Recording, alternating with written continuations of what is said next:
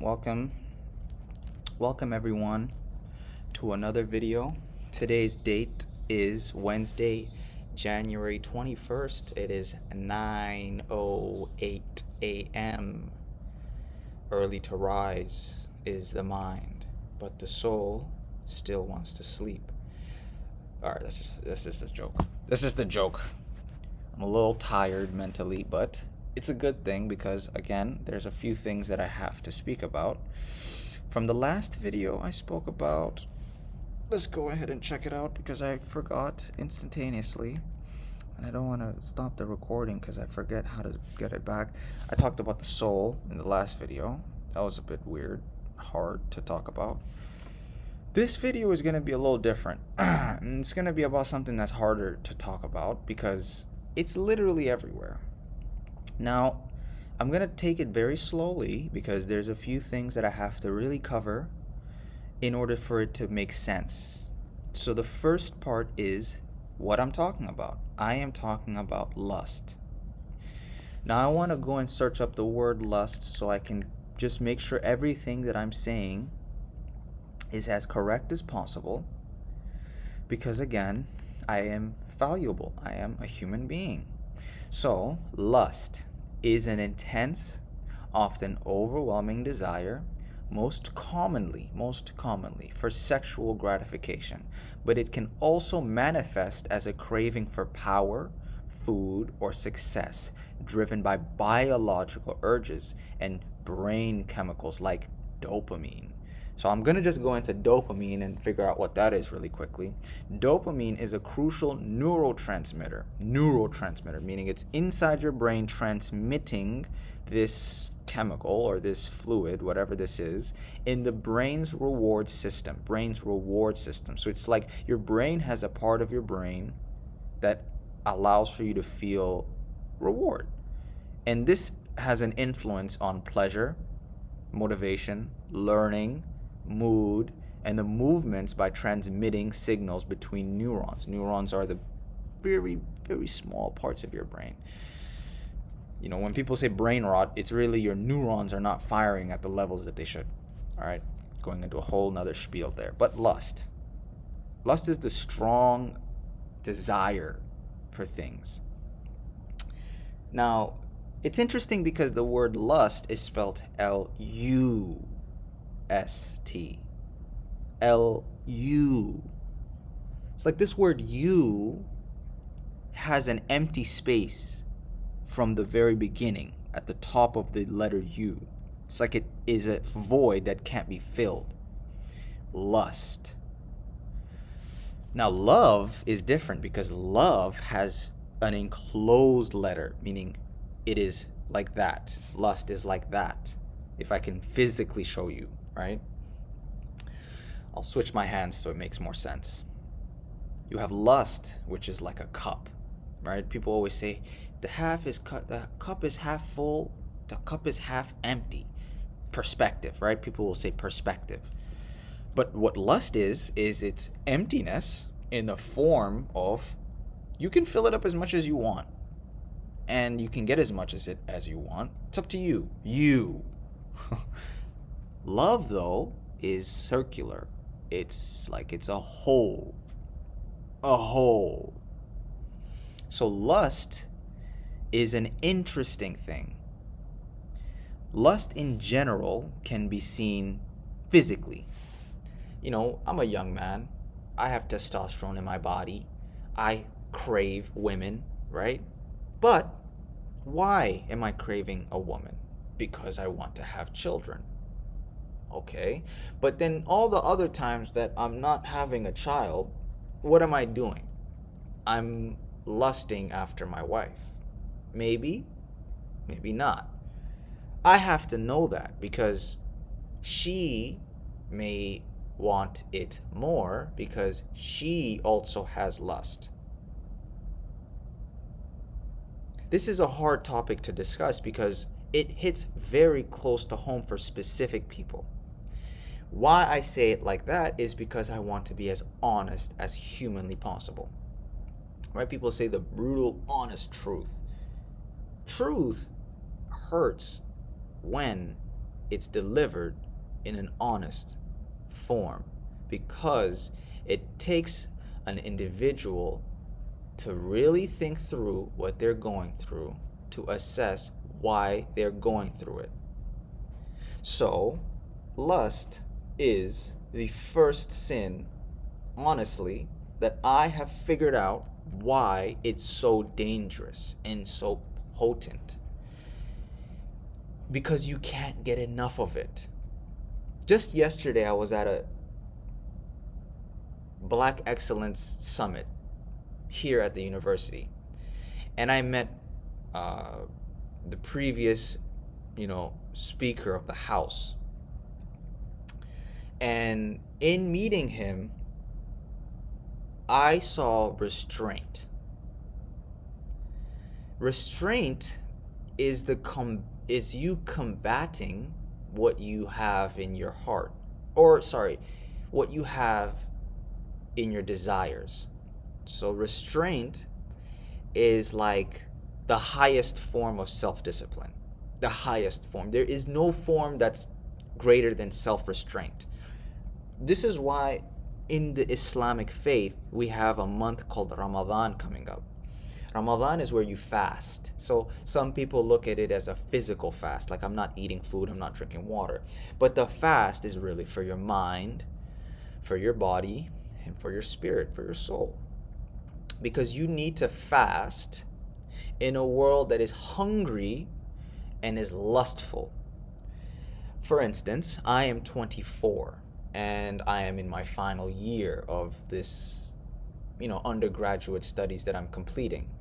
So I now see first years. If I was someone who was lustful, I would be tempted to go and just do whatever with anyone at any time. Because guess what? I could do that. I could do that. There is nothing that could stop me. Only I could stop myself. So, lust is a dangerous game, because if you play it right, meaning you allow the lust to get to you even more, you crave it more. You can't have enough sex. Just wanted to really make that clear, first and foremost. You can't have enough of it. You always want more, because that's the point. So, if you're going to want more of something, then you have to begin to understand why you should start to cut back on it to really have control.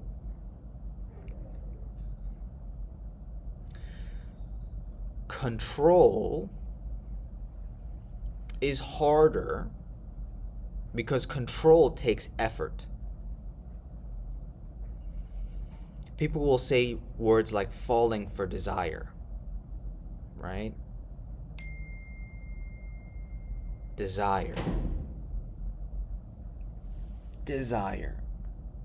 But lust isn't just physical. Lust is also material. Gotta get comfortable, man, because this is a heavy topic. Lust can be material. Like, I go to this school. I've met people here that are very interesting because they have the lust for power and success and fame and status. And it definitely makes me feel weird, but why do I care? Because I think that the world should be different. So I care about people's well-being. So if I see someone's doing something and they don't care, that means they know what they're doing. They just don't care. They just want the money, the power, the success, because that's what they will feel will fulfill them. Because really, what they want is instant gratification. Remember, we're talking about the brain.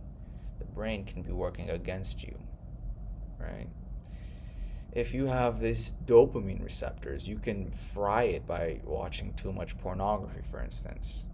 You can fry it by gambling a lot. You can fry it by, just giving in to your desires all the time, every day, every moment, every second that you have that you could be doing something more productive. You just give in and give in and give in. It's like a battle that you never stop fighting. In the Islamic tradition, there's this term called jihad. Jihad is to fight. But really, what are you fighting? Jihad is to fight the self. That's what the true fight is.